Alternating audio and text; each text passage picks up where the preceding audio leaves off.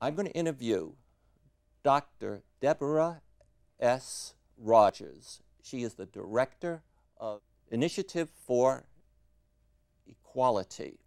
I'm going to ask her a series of questions about what she sees happening around the world, and I'm going to ask her what her organization is doing to help. Deborah, how are you today? Good, really good. You are the Director of Initiative for Equality. Yes, that's right. Am I correct? Yes. Okay. And I also want to ask, you have a connection with Stanford University. Yes, I do. I'm also an affiliated researcher with Stanford's Institute for Research in the Social Sciences. So, so you're doing some kind of research and involved with projects at Stanford, and you're looking into social behavior?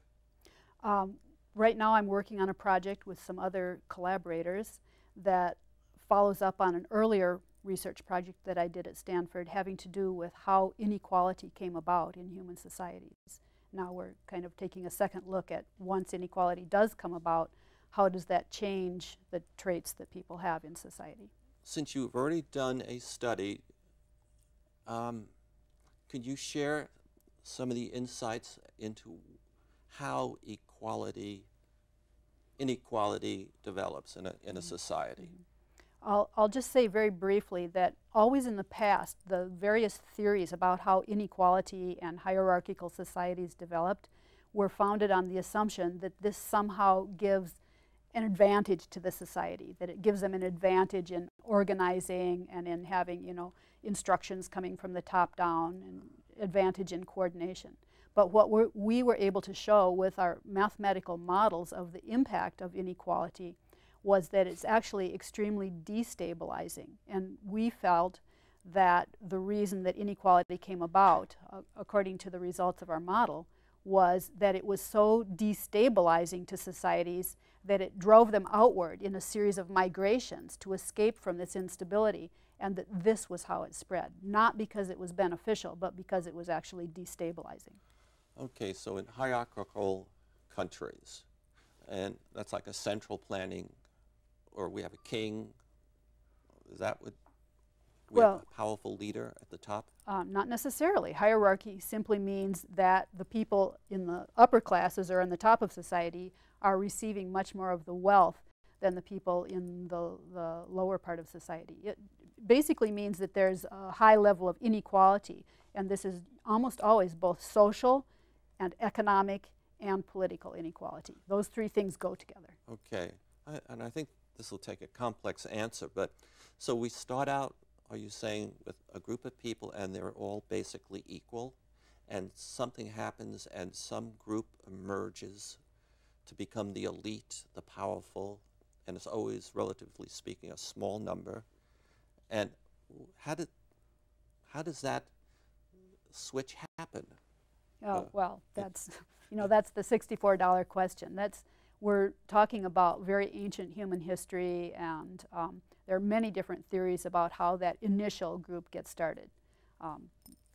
There's at least 10 different theories about that, but what we looked at was once that initial group gets started, then how does that spread? That was the question we were asking. How does inequality spread?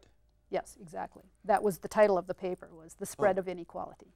Okay, and now you know my thoughts that right now in the United States, the equality gap has significantly expanded, and that, coupled with climate change, energy policy, human rights, and immigration, are factors that I believe now threaten the sustainability of the United States. And do you share any of those kinds of thoughts? And I mean, I'm extremely concerned about that. Let me just take a minute to lay out the perspective that I have on that, which, by the way, is in a published paper from last March that was published for the Planet Under Pressure conference, which was the scientists from around the world coming together to talk about these problems. in the United States and in many countries around the world, we see a real worsening of a number of different trends. It's not just climate change or just inequality. We see a number of trends. We see very high levels of crime and violence. We see all kinds of problems with health and especially mental health and the abuse of alcohol and drugs. We see problems with high school dropout rates and teen pregnancies. We see all kinds of problems with economic recessions and so forth. So there's a whole host of problems in every different aspect of society. We see these in the US, but we also see these in many other countries. And if there would be one way that I could summarize that, it would be to say that the trend in terms of human well-being for most people has really been downward over the last, say, 50 years. Now, there's a group of society that has been doing quite well. You know, the upper 20% has been doing better over this period of time. But for most people, the trend is really downhill. And I see this coupled with the environmental problems like climate change, loss of biodiversity, environmental degradation, and growing human populations. I see all these problems converging and posing a huge risk to the stability of societies. Okay, so you see this because only now folks from your profession have been studying these things, or these things, or these deterioration of things is now happening because we've reached some level of civilization, development, etc., and it's really happening. Well, I think it's a little of both. I think we understand these things much better now than we did before. So science and social analysis and environmental analysis have been on a learning curve, and we understand much better how to assess the condition of society and what's wrong and maybe why it's going wrong. At the same time, there's another trend, which is that many of these things have been getting worse and worse. And so I think both of these come together and allow us to suddenly look around and say, wow, we have some very big problems. And my assessment is that not only do we have many big problems on different fronts, but that they're very connected. One of the elements that connects all these problems is the element of inequality. I want to think for a second, and then I want to ask you, how does the growing divide in terms of the equality of people, and I guess you can say in terms of education, in terms of wealth, in terms of opportunity, and other things, that gap of equality between people is expanding, and of course it's the wealth and everything seems to be concentrated in the few. How does that gap, growing gap, and the coming or the increasing threat of climate change and the lack of biodiversity come together with inequality? That's a really good question that I really want to talk about. I have had many people say to me, Deb, I love what you're doing. You're focused on inequality. I completely support your work. But you know what? Climate change is such an overwhelming problem. And, you know, we're not going to be able to survive unless we address climate change. So why are you wasting your time working on these other issues, which are important, but they're not primary? We've got to focus all our intelligence and all our efforts on climate change. And I have a very direct answer to that. And that is, we cannot address climate change until we address this factor of inequality. Inequality is completely, inextricably linked to climate change and other environmental degradation in at least 3 ways. First of all, can I sure. list those? I'm looking for the insights. Yeah, I'll give you my list. First of all, inequality is one of the primary drivers of excess consumption.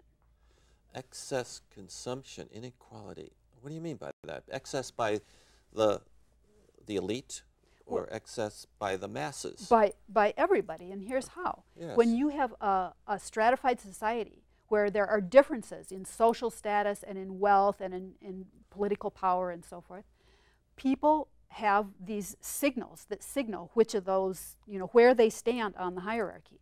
And those have to do with things you buy. They're visible signals. The kind of car you drive, the kind of clothes you wear, the kind of house you live in, where you go on vacation, what kind of school do your kids go to.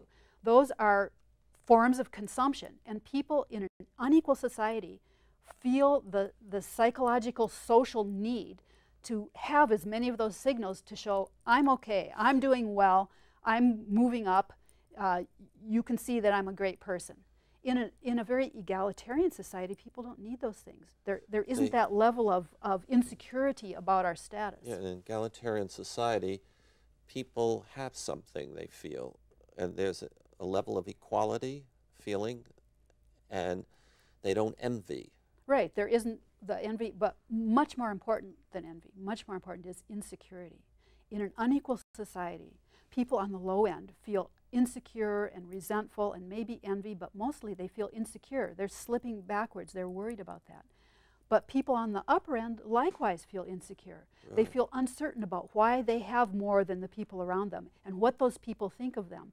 They're very insecure about the possibility that they might lose what they have or slip in their status. Right. So it generates insecurity that drives consumption. All right. That's so one of 3 bullets. Insecurity drives consumption. Yes. And consumption means using more water, using more oil, coal, and resources of all kinds. Resources of all kind, which then contributes to the greater emissions of gases into the atmosphere, which feeds into climate change. Yes, exactly. So, okay, so, and people consume because they're insecure. I was always wondering, consumption is also related to population. Mm-hmm.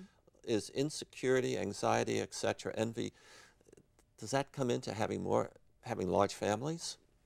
Well, when you are economically insecure, you know, that's going to be a very big form of insecurity.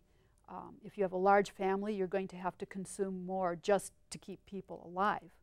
But there's a big difference between each person consuming what they need to stay alive and be healthy versus consuming a lot more than you need in order to show that you're doing well in this status hierarchy.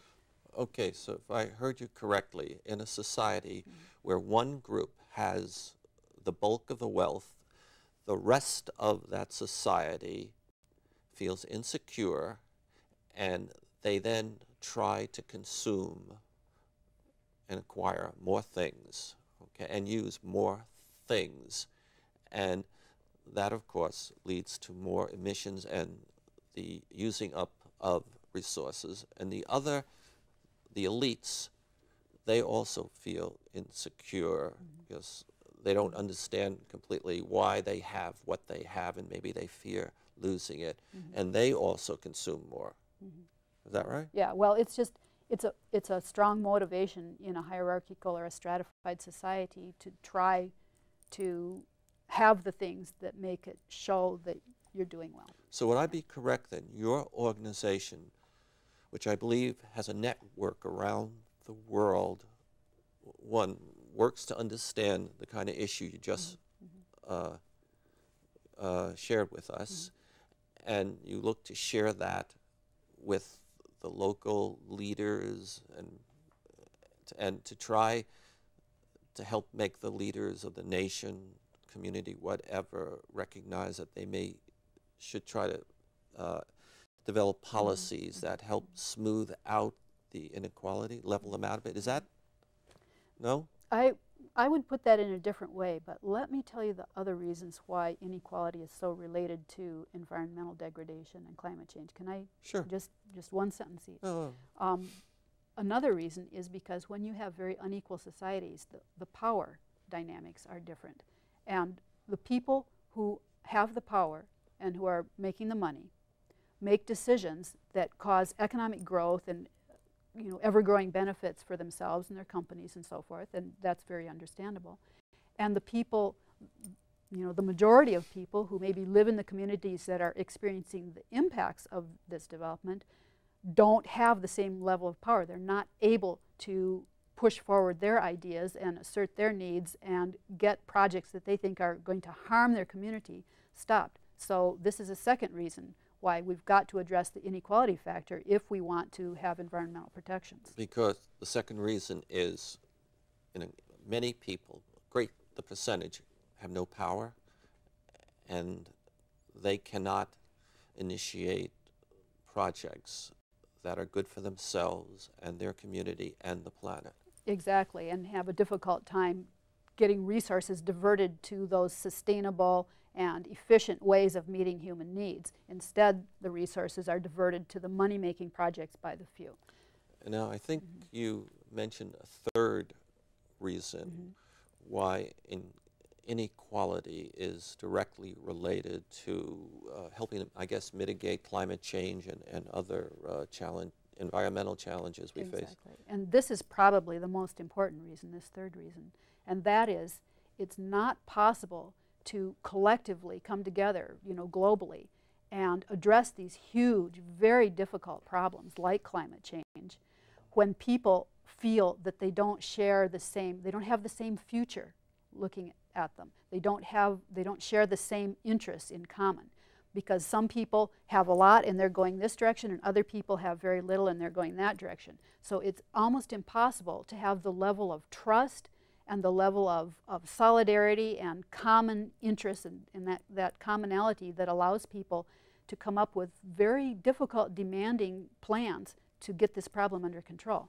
Would you sign a global treaty that was going to require a lot of sacrifice on your part? You're going to say that you're willing to forego your ability to develop economically in the direction that you had assumed that you could, but now it's going to be limited because you don't want to have very many carbon emissions. So you're signing this treaty at the same time that you recognize that the countries that are very developed and have much more than you do, that their standard of living is locked in and protected.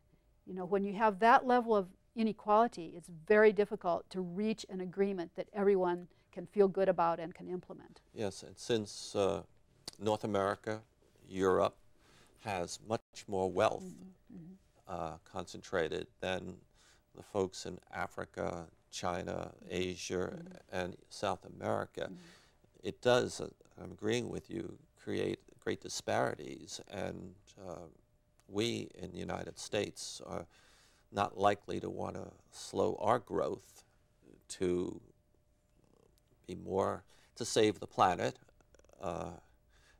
while the South Americans or the Asians and the Indians are allowed to go forward. So inequality, I see, does affect how we, as people, countries,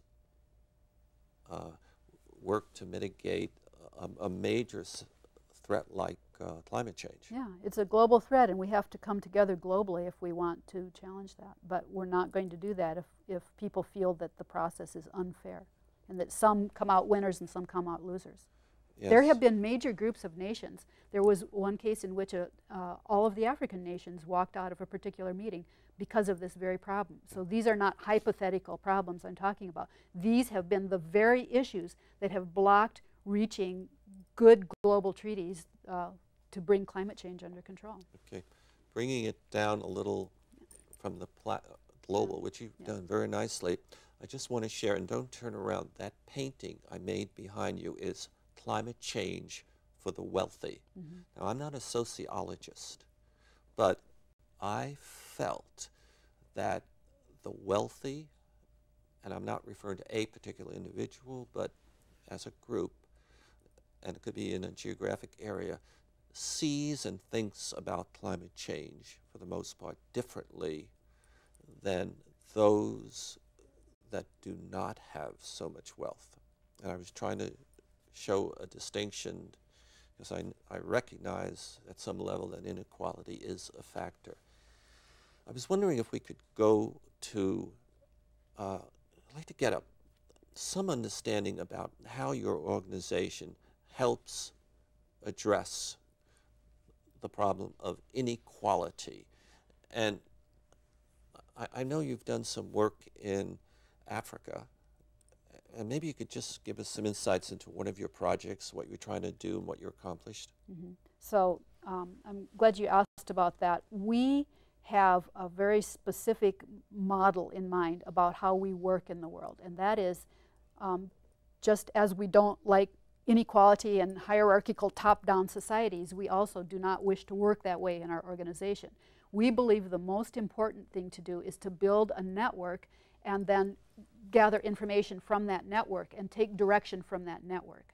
So our first project that we engaged in was something that we called our equity and sustainability field hearings. And equity and sustainability field hearings. Equity, as in what kind of resources? Some equity? Well, equity is kind of a more qualitative way of talking about equality. Equality is a quantitative number. Do you have more or less than I have? Equity has to do with the qualitative concept of fairness. You know, is it fair? Okay. So these were the equity and sustainability field hearings based on the concept I just explained, that we can't move towards sustainability unless we factor in the equity and equality dimension. And what we did was we partnered with local organizations in a number of countries in both Asia and Africa, and actually a couple places in Europe as well. And these partner organizations went into local communities, primarily of you know, disempowered, relatively poor communities, and asked questions of the people there about how they experienced their life, how they experienced inequality, how that affected them, how it was perpetuated or maintained in their community, and then, most importantly, what they would like to see happen, what kind of a future they want for themselves and their families and their community, and what they think it would take to get there. And this is really significant because what I'm telling you is that our organization did not have a little closely held think tank where we developed a plan of what we should go out and take and give to the world. Instead, we're drawing in information from people in communities all over the world, asking them what they think should happen, and then gathering this information and working through it. So this was our first project. So you're taking the approach, which is a wise approach, to ask a lot of questions and keep asking them of a lot of people in a certain particular community and trying to understand maybe how they got to where they are, how they view equality, inequality, and to try to find out what they believe or think right now they want. Yes. You gather all this data and you share it with your worldwide network? Or yes, absolutely. Okay. And then in this particular case, and you were talking about Africa, and then at some point, do you go back and make suggestions or share, tell them what you heard?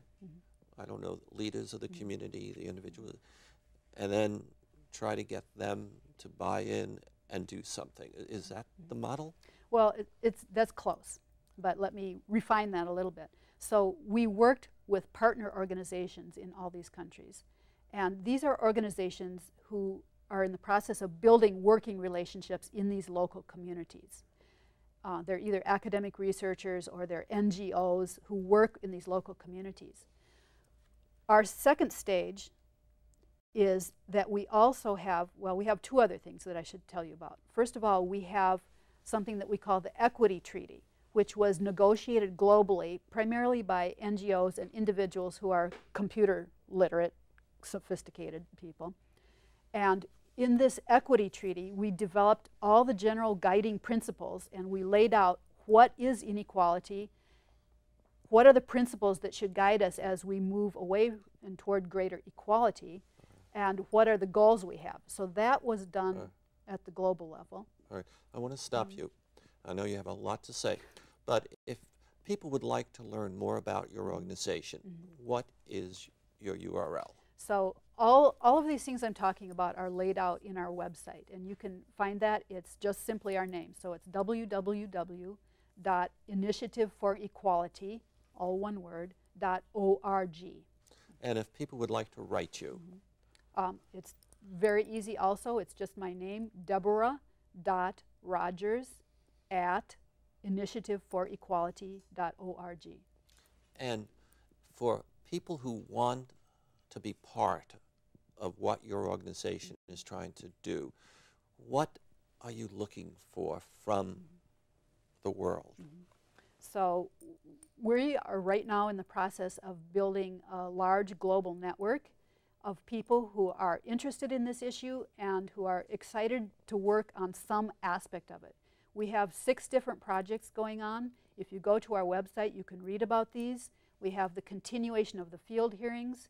We're coming up with an action plan based on our equity treaty.